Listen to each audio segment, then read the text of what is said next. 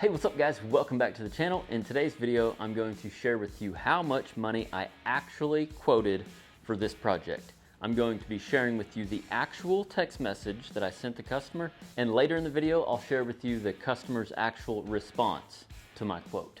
If you don't hear anything else that I say throughout this video, hear me when I say this. Keep in mind that there are so many different reasons why this company can charge this much for a service and this other company has to charge this much for the same exact end product. There's no right answer to what you should charge, and I know it's easy to get excited whenever you hear numbers and get an idea of what you should charge, and yes, you can use that as help, but ultimately this is it right here. This is what I want you to hear. You have to do what's right for your personal situation. What's your end goal and what is your vision for your company? The neat thing about entrepreneurship is once you tap into the creative part of your brain and running a business, the opportunities and the ways to get some of these opportunities or to some of these goals are endless. There is millions of different paths. So keep that in mind. With that being said, I wanted to use this project as an example because even though it is difficult to explain how you should charge and why I don't touch on the actual numbers very often, having something to use as an example is helpful because then I don't go into very many what if situations or this situation versus this situation. I don't go down them rabbit trails as easily. So before we dive in, I did want to let you know that the pipe fence course will be open for enrollment next week for a short period of time. To get notified when the pipe fence course opens for enrollment, you can go to arosswelding.school and join the waiting list. There should be a page that says join the wait list. Click on that button, punch in your email, and we will send you an email whenever it is open for enrollment. Speaking of starting a welding business and quoting jobs, the pipe fence course actually includes a business section where we go over a lot of the nuances or a lot of the different reasons on how you should charge depending on your situation and what you're wanting to do. We also talk about how to build pipe fence, the steps you need to take before, sourcing material, and we even added a couple of more sections on how to build different types of fence. That way you're at least familiar with other types of fence like barbed wire, cable, etc. All right, so before I share the actual numbers, I wanted to share with you how I came up with these numbers. If you missed the previous video where I went to look at this job, that is the first step out of 3 that I recommend when quoting a job. Keep in mind, a quote is different than a hard bid. Quote is more similar to an estimate. Some of these customers have no idea how much a pipe fence is gonna cost. So they just need an idea. Is it gonna cost me $2,000 for 30 foot of fence, or is it gonna cost me $15,000? They just need an idea. So on this particular project, I went out and looked at the job and I shared with you in that previous video a few things that I consider when I'm literally sitting there looking at a job. There will be a link of that video in the description of this video, so I won't go into much detail on what I did there, but that's the first thing I did was look at the job, evaluate the situation. That is very important. You want to evaluate the situation. The next thing you want to do is price the material. On this particular project, I gave the customer 3 different options. One of the options was one that I highly recommended, but it was the most expensive due to the extreme type of material that this entrance was built out of. The next option was cheaper, but because I'm not an engineer, I couldn't say whether it was actually going to be as stout because it wasn't the same material that was in the ground already. And then I even gave the customer a cheaper option out of pipe that I believed from my years of welding experience that it would probably work, but again, I'm not an engineer, so I recommend the most expensive. And even though I didn't share in the text, I followed this text up with a phone call and I explained my thinking process to the customer. I explained to him why I recommended the heavier material, but I also told him that I believe the 8-inch pipe would probably be enough, but did he want to go with 8-inch pipe versus what was there? Because, you know, did he want it to look like the other, or there's just, again, so many things, you know, not only is it going to be structural, but what kind of look was he going for? Was he going for any type of look? And the last thing I did was plugged in my hourly rate, which is $100 or $110 an hour. I don't know which. I told him. For me, it depends on how far away it is and honestly how bad I want that particular job or need that particular job. Again, that's another nuance, or that's another variable to weigh when getting started. Before I explain that little nuance, let me finish the actual quote. So I quoted anywhere from $900 to $3,500 in materials like you just seen. And then like I mentioned in the previous video where you can learn more about this particular project, I quoted him roughly 2 10-hour days at say $100 an hour, so $2,000 in time plus anywhere from $900 to $3,500 in materials, for a total of anywhere from $2,900 to do this project to $5,500 to do this project. I remember back whenever I was getting started, those types of things didn't even cross my mind because I just wanted work to prove myself.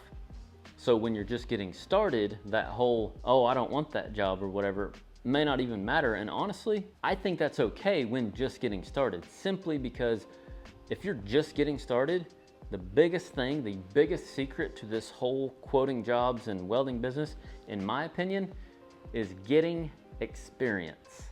If you're just getting started with your mobile welding business, the biggest thing you can do is get experience. Learn from your experience, evaluate your experience so you can learn from it, but most importantly, just steadily get experience. Experience with building stuff, experience with welding, experience with your torch, experience talking to customers, experience going to look at jobs. The most valuable thing that somebody can do to start a welding business that I think is overlooked is get experience. I've talked about this in a previous video and I still stand by this. When getting started, it is way better to not think about an hourly rate, to not think about how much money you're gonna make. The main thing that I believe that you need to do is get experience.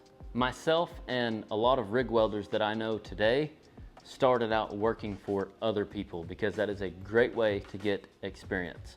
I've told my story a lot, but I'll say it again. I worked in a shop at 18 years old for 3 years making 10 bucks an hour. Started out at like $9 or $9.50, left making 13. But I mean, 3 years making less than $15 an hour, but I got lots of experience. I started welding.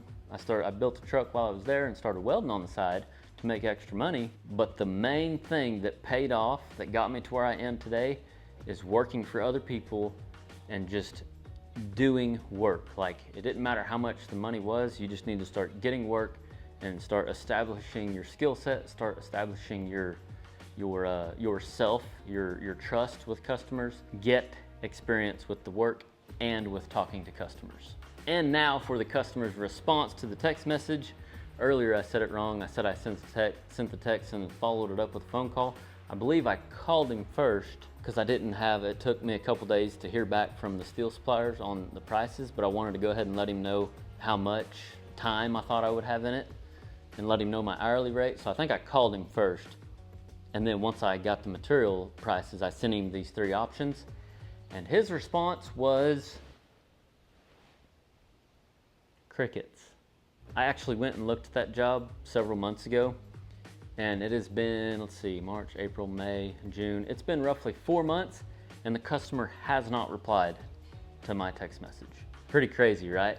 But believe it or not, that happens quite often. I've had several quotes that I've spent lots of time on, sent out, and never heard a word from the customer. So all that to say is that's somewhat normal. From my experience, usually that means that you were too high, but there has been the rare occasion where I've reached back out to the customer and they just, because 4 months really isn't that long, depending on how busy somebody is. So like I could literally reach out to that customer and he might say, oh, we just haven't got around to it, or we've been thinking about it, or we had something else come up. So I mean, it's still possible, but from my little experience of dealing with customers, usually that means you were too high and they found another option. In this guy's situation, I'm going to assume, this is just an assumption, I'm going to assume that he was not expecting that much money. And even though it may not have been, to some customers, something isn't a lot of money compared to their income, but it's more money than they were expecting to spend on that project. I hope that makes sense. So if he was expecting $1,000 total to fix this entrance, and he realized the material alone was going to cost $1,000 plus labor, all of a sudden you've got $2,000 or $3,000 racked up easy, $3,000 to $5,000 in this entrance. Now that he knows these numbers, now that he got a quote, he can now reevaluate his situation. He may want to tear that gate out and build something else for $5,000. But like I said, I don't know, that's just an assumption. I know that's how I evaluate some situations whenever we talk about doing stuff around here, when we're talking about hiring people to remodel a house or do this or do that, we evaluate our situation compared to what stuff's going to cost and compared to priorities in our life. So just because somebody doesn't respond to your quote doesn't necessarily mean you're too high. It could mean a number of different things. There's lots of things coming to my mind and I could go on and on. But like I said at the beginning of this video, keep in mind that everybody's situation is different. There's a lot of decisions that you have to make whenever you're starting a welding business. One of those decisions is your business model. We actually talk more about that in the pipe fence course in the business section. So if you want to check out the pipe fence course, make sure and get on our email list there at arosswelding.school. Link will be in the description below.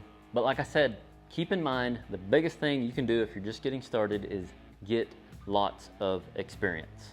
Hope you enjoyed the video. Hope it was helpful. Thanks for watching. And remember, drink plenty of coffee. I'm kidding. I'm not kidding. Drink plenty of coffee, but remember, learn something every day.